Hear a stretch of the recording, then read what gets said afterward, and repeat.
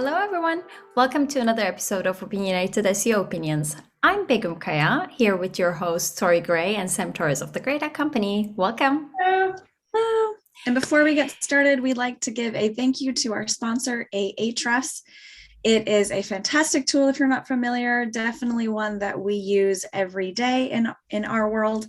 They have a wealth of tools available from keyword research, site analysis, tons of good stuff. But they also have a free tool, so check that out at ahrefs.com/AWT. And it provides some site level audit information that you can just access for free and get going. So thank you to Ahrefs. Yes, wonderful. And if you're ready, let's get started with extending the value of search data in this episode. Yes. So before we get into extending search data, which is something I'm very, very passionate about, but we just got the news today. So we now have a date for when Google Analytics Universal is going away. So as people who are in analytics all day, every day, little alarmed. But basically, just so you know, the date is July 23rd, 2023 or 22nd. It's July. Just know that we only have like 15 months before we need to figure out everything. Also, they're only going to have your data available for a few months after that. So you're going to have to export all of it. So look out for more information from us on how we recommend tackling all of that. And then it's just, I'm not happy about it. I don't like version 4. What about y'all? I feel it is a very bold move on Google's part to force people into GA4, knowing the pushback from the community, knowing that it is not fully functional yet, and given the legislation that's coming out of Europe right now, making GA literally illegal for many people, and what to me feels like rushing a deadline and pushing people. Are they trying to push people away? What's going on? I don't understand. Yeah, I'm really confused by it. Certainly, like I will say, as somebody who does analytics setups, like I see the power within version 4. And so the data nerd in me actually really loves version 4. But for my clients, it's just not a usable tool for them, right? It's not something that's easy for them. It's not a pick up and go like Universal, or what was it? Classic is now what we're calling the version before that. So I just think this is a really poor move. I think, but in the spirit of capitalism, I think that also means that other competitors now have an opportunity, right? Google is creating a gap in the market. So maybe not is gunning for that. Like, are there any other tools that you're exploring, Sam, in terms of analytics that are? What are we vetting for clients to see what is the future if GA has to go away or becomes not primary anymore? Yeah, and I would definitely say we've been doing a lot of vetting, mostly from the privacy concerns. I honestly thought, I think we knew Universal was going to go away eventually, but this is happening a lot faster than I thought it would, considering how long they retained support for Classic. So yeah, this is happening much sooner. And like I say, we've been vetting more from a privacy perspective and being compliant, which of course those issues really just date back to, or they just go back to the fact that Google Analytics is the one who owns the data, and that data is stored on US servers. So that's usually the crux of the matter for what's going on with GDPR and new legislation coming out of the EU. As far as everything I've seen, version 4 does not solve any of those issues. So this really doesn't make any sense to me, this move on their part. As far as the tools that we've been vetting, we're looking at a few different ones: Plausible, Matomo, also looking more like on a server side, so something that you actually own yourself. So Looker, Heap, trying to figure out how can we get those implemented for our clients in a way that enables our marketing users to still play with the analytics like they do today.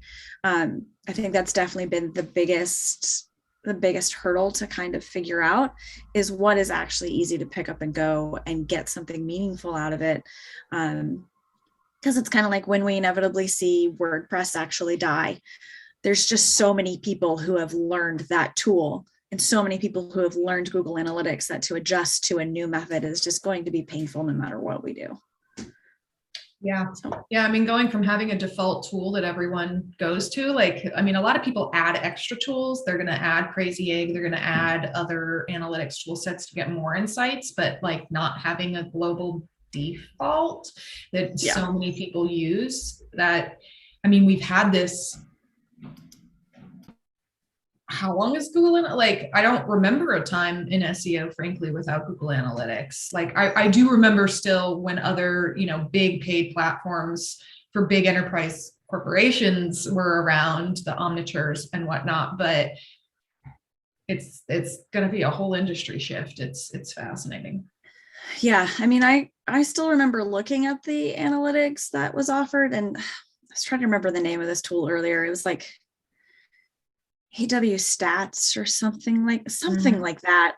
But that was also back in the days when I was just learning how to code. So I was just looking at how many people are actually coming to my website about a video game. Like, that's really all I cared about. I wasn't in SEO yet. So early 2000s data was a lot different. Yeah. If anybody remembers the good old GeoCities days. Yeah. That's right. That's the time I'm talking about. So I just dated myself, but that's okay. MySpace, baby. Oh yeah. God. So I actually learned how to do CSS just so I could make layouts for my friends for their MySpace pages. Mm-hmm. And you can autoplay your amazing selections of music, right? Oh God, remember all the different like mouse cursors we'd get? Oh man, I used to spend selecting so much your friends and like adjusting it every week. Who's your top friend? And like so much drama. Who are you dating and who? Oh my God, they broke up. And you're probably too young to have been part of this, aren't you? I'm afraid I am, yes. The top 8 of MySpace got real dramatic. Grandmas of SEO. Yeah. Whoever was in your top 8 was like, that was a statement. Yes. And it was not taken lightly.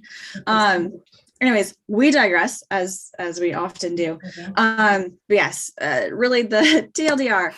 Universal's going away in 15 to 16 months. The historic data will not last forever. So you also need to consider what is a plan for retaining that data yourself. And then also making sure that you have measurement programs to pick up where Universal leaves off. So it's going to be an interesting challenges to look forward to and costs to plan for. Yeah, got to start it somewhere. Someone's paying for it. Well, back to our regularly scheduled program, ladies. Yes. Let's talk about how to provide value with search data to internal teams and grow our companies. Mm-hmm. So this is an anonymous question we got. I suppose not anonymous to us, but we're not free to share it.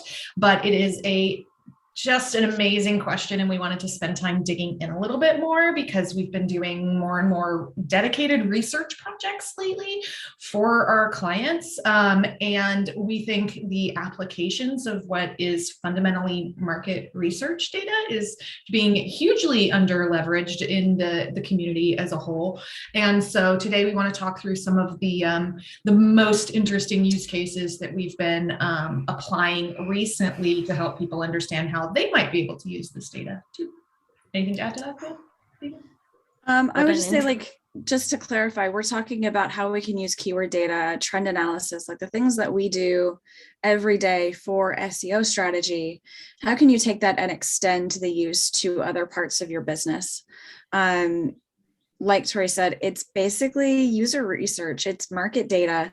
What are people looking for? Free. Yeah. So what do people know that they want? What do people know that they're having issues for? They're literally volunteering this data. Exactly. And I think one of the things I love most about these research studies is really looking at the fact that even when you are one of the big boys and you have the budget to do one of those huge custom national or international studies, you're forking out 6 to 7 digits. And you get all the user groups and you're doing focus testing and all that good stuff. People still lie because they're embarrassed. And yet we don't lie to Google. if I had to actually be embarrassing honest levels, the really embarrassing things I've Googled, especially when I was a new mom, man, thinking about all the things you Google about, like, is this normal for my baby? Because babies are beautiful, but also really gross. So really just thinking about that, like, those are things that we feel comfortable typing into a search engine that we wouldn't feel comfortable talking to a person about. So it's also just that's one of my favorite things, is you can really get into the psyche, the actual drive, the need of your users, because it's just all there. Mm-hmm. And we would also clarify, like, it is historical data. And like, if people don't know that they want a thing or have an issue for a thing, they're not going to Google a thing. So like any data set, it does have its limitations, but if you know how to use it, and you know how to count the historical data, and you know how to leverage the trend data for how that's in the process of changing today, is it ramping up, those kinds of things. We think it's a really, really powerful tool that businesses can be using to make better business decisions. For sure. So where do we want to start out? I think, Sam, you had a great idea about the implications of how SEO and product work together. So one of the things I think is really interesting that's been happening in the industry over the last couple of years is the conversations moving from thinking about SEO as a cost center and just a marketing channel, and more into product and producing revenue. Because as we know, SEO has potential for huge ROI. So it really makes sense that once you start treating SEO like a product, you get more buy-in, you get engineering resources, which is always nice. Yep. SEO embedded in engineering and product teams is a huge win in terms of your ability to actually get things deployed. Exactly. But there's also so many studies, and also, I mean, we've been working with our clients that once they start getting treated like that, once SEO is now given the same kind of priority as product, the company is producing more money. So it's just more revenue. So it just makes sense. And if this is new or you want to learn more about it, there's a really great book by Eli Schwartz about product-led SEO. Highly recommend it. It's really just all about changing that framework of mind and that perspective on what is SEO, and how, and also gives lots of really good insights into how to get buy-in. Because I'd say, like, when you're in the marketing team, it's just seen as these are expenses. And sometimes it can be really hard to get investment from the higher ups to make the big moves that you need to make. But then if you're able to really start pitching it like you would a product, then usually you're much more likely to get buy-in. So from there, really just what are the actual applications, right, within product. So one of my favorites is really looking at branded search terms. So whether it's your brand or your product names, are you finding common themes or common trends, just really looking for common topics where that may influence new material or new support to give to your customer service team, right, to help deal with challenges? Is there more information or a certain question that's coming up constantly that needs to be added to any of your onboarding documentation, right? Is there a common misconception that's tripping your users up? Also, is there opportunity where users are looking for a feature or some kind of benefit of your product that you don't currently have? That can absolutely, and should, in my mind, influence your roadmap for how you expand. So those are all the things that you can do for your own internal search, but you can also expand that into competitor research as well, right? So figuring out, is there a common gap in the market that you could fill? Like, so for example, if all of these analytics providers are not hopping on the train now that they see that Google is creating a big gap, they're not paying attention. But it's just, like I say, it's a really good way. You can scour it, and there's lots of ways to do it, whether you're going to do just straight up keyword analysis. Are you going to be sourcing from like forums, looking at Reddit, things like that? There's a lot of different ways to get these ideas and then get data behind it to help figure out where you should prioritize and where essentially the juice is worth the squeeze. Yep. Yeah. I mean, so here we're talking about what product roadmaps. We're talking about customer service, like assets you build out, questions you're answering in your help center. We're talking about staffing for customer service teams. the implications are rather vast, and it's not just your product branded searches and your competitors branded searches. It's also like, what pain points are people seeing in the industry? You can quantify that largely, assuming people know what issues they're having and they're going out and seeking solutions already. If they're already in that phase of like understanding that this is a problem and that it is solvable and that they can do something about it, you can use that data to help, again, inform your product roadmap about, we know that people are having issues with this or frustrations with this, or there's an opportunity for this because they're seeking it, even if it's not a problem, quote unquote. It's still a problem that people might know they have, and therefore your product could help solve that. So that's just a net market opportunity for you to address. So I think, it's a huge source of knowledge. And actually, I'd make another point about the CS teams, which is, if you think about internationalization or localization, like, where do you staff those teams? What languages do those team members have to speak? What things are bigger frustrations in different areas? Like, if you have a particular thing that people in India need that you need to build out versus someone in Spain, like, you can tell where those searches are coming from to help, staff create the resources, update the product, or even like determine what sort of messaging you're sending in your email marketing to a particular market based on their location, because they have a greater need for that. So for instance, we have a client that isn't going to be advertising in India until they build out PayPal functionality, because they want to make sure, because PayPal has a higher usage in India. So that helps them determine when they're going to go literally into a particular market. And you can use that same sort of information about what their pain points are, what they need with this search data in a similar way. It's all about really getting that context. And I would argue, like, are there other ways to get that information? Absolutely. But honestly, in my experience, those ways are typically far more expensive and take a lot longer to gather that data. But I'd also say, if you have the budget, do it, because there may be other things that maybe the search doesn't tell you. Because to Tori's earlier point, if people don't know that that solution has a name, right, they may not be searching for it. So, there's still other ways to do that research, and I'm not saying not to do it. They're great to augment one another. But certainly, especially if you're a startup and you're just trying to figure out where is kind of this niche that you're going to sit in, that's, or at least get your foothold to then grow. Yep. This is a great place to start.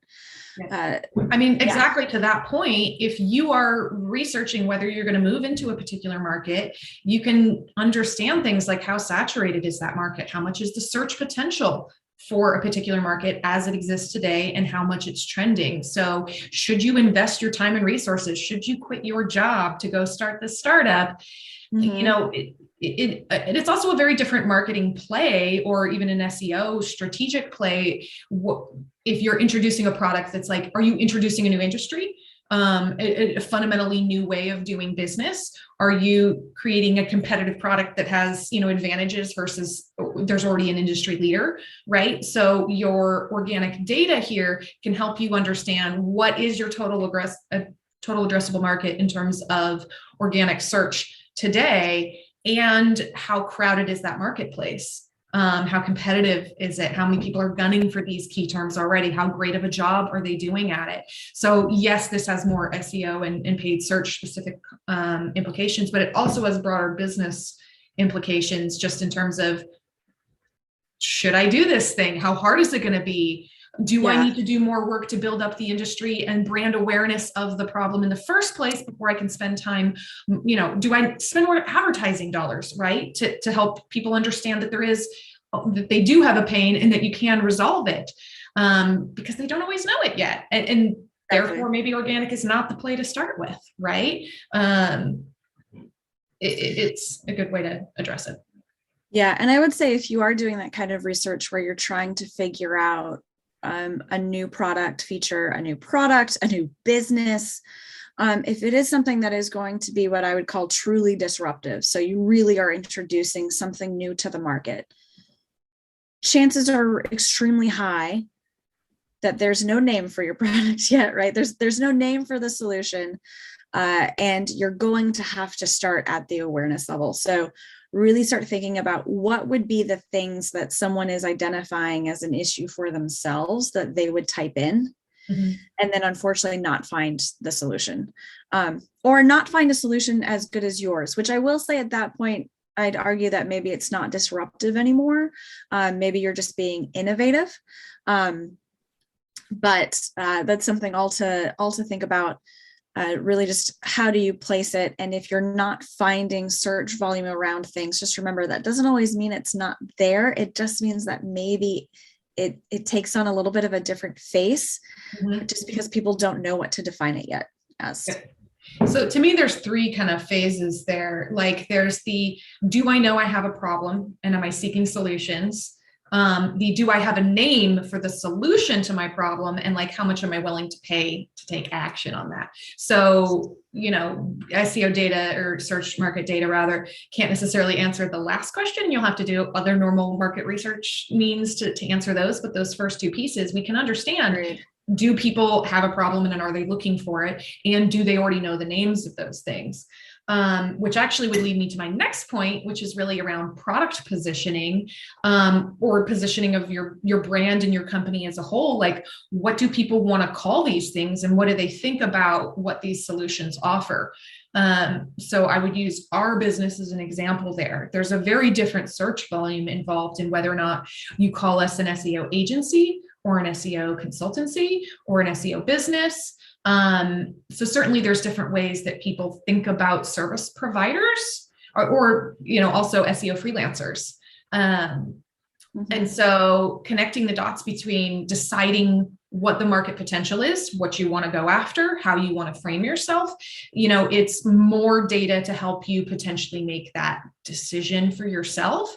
But that also works for other services companies. That also works for other providers. You know, are you a technical solution? Are you a platform? Like, how do you frame the conversation and how much are people already looking for that known solution today? More data to help inform your brand team as they're making those big strategic decisions on your behalf. Exactly. I feel like SEO and other like search teams can also be very valuable when it comes to finding competitive gaps and like informing the teams about where to go and how to do, and also creating, like giving a landscape of the industry that you're whether in or planning to get in. So that's also a very strategic resource when it comes to the competitiveness. Yeah. I'd also argue that just following a solid SEO strategy, just in general, helps communications overall, because we're really just all about laying it all out there and answering people's questions. And the more you do that, generally, I'm going to say generally, because there's definitely times it's not true. But generally having those answers ready just makes your users and your customers feel more heard and more cared for.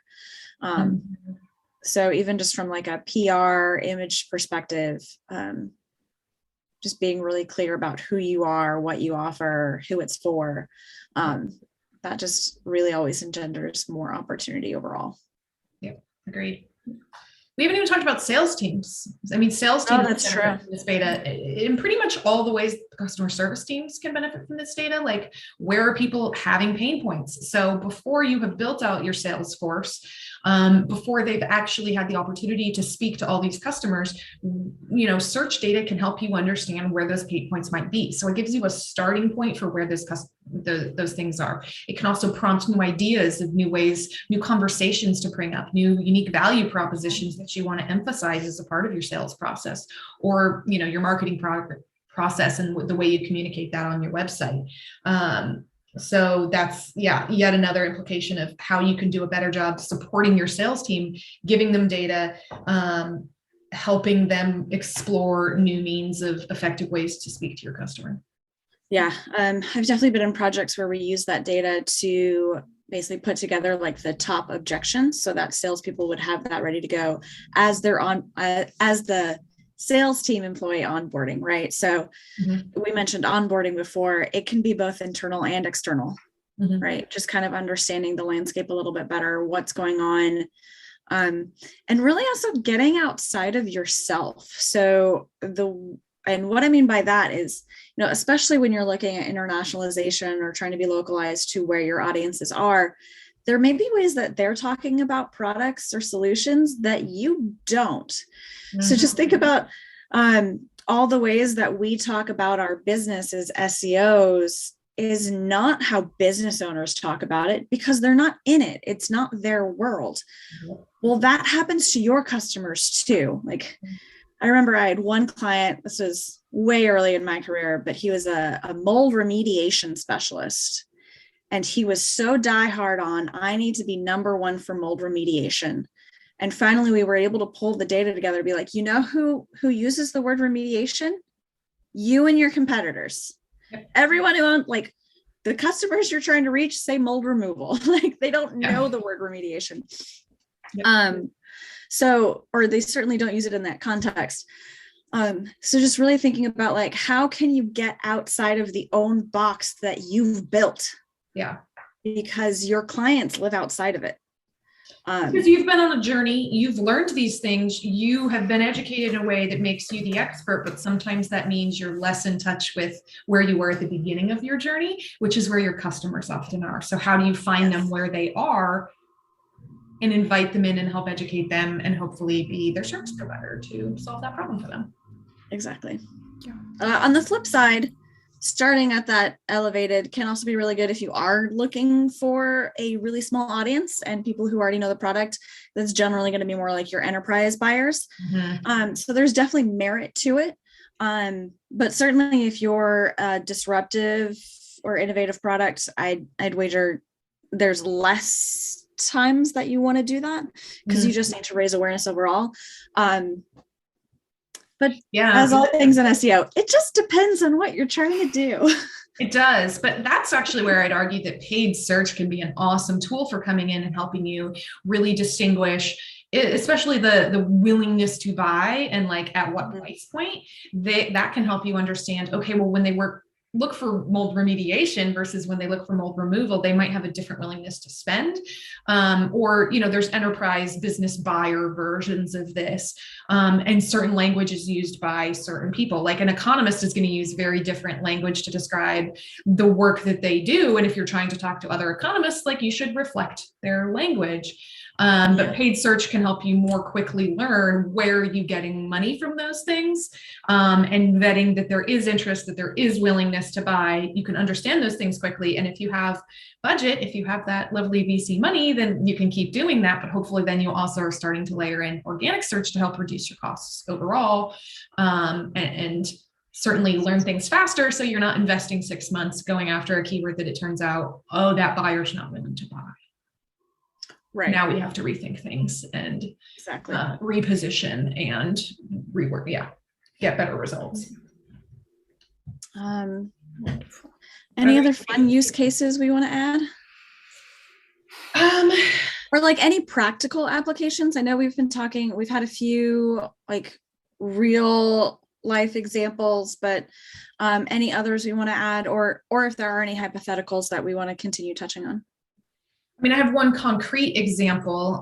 So I worked for many years at Craftsy, a startup based in Denver, was eventually acquired. They created online educational premium content that people could buy as standalone videos and then eventually subscribe to as a service.